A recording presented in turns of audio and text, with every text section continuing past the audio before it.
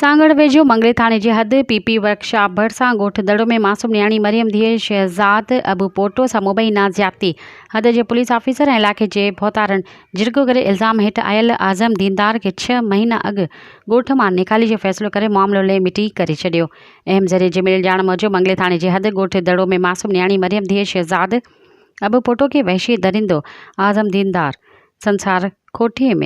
सुनसान कोठी में खणी वियो जिते मासूम सां ज़्यादती करे रहियो हो त न्याणी जे दाह ते मासूम जी अमड़ पहुची न्याणी खे बचाए वरितो। जंहिं बाद माइट शिकायत खणी थाणे ते पहुता त थाणे जे इंचार्ज शमसुद्दीन शहर ऐं इलाइक़े जे भोतारनि गॾिजी जिरगो कयो। जिरगे में न्याणी जे माइटनि वटि क़ुरान पाक मेड़ खणी माफ़ी वठण जो फ़ैसिलो कयो वियो। इल्ज़ाम हेठि आयल आज़म खे 6 महीना ॻोठ मां निकाली जो फ़ैसिलो ॿुधायो वियो। ॿिए पासे न्याणी जे माइटनि सां राब्तो करण ते माइटनि ॿुधायो त असां ग़रीब मिसकीन आहियूं। पुलिस ऑफिसर ऐं इलाइक़े जे भोतार असांखे मीडिया आॾो ॻाल्हाइण खां मना कयो आहे। उन करे असां को बि बयान न ॾींदासीं। मासूम न्याणी जा वारिस सख़्त दबाव हेठि आहिनि। मज़ीद ख़बरनि ऐं तफ़सीलात लाइ विज़िट कयो असांजी वेबसाइट www.awamiNewsHD.com ऐं ॾिसंदा रहो अवामी न्यूज़ HD।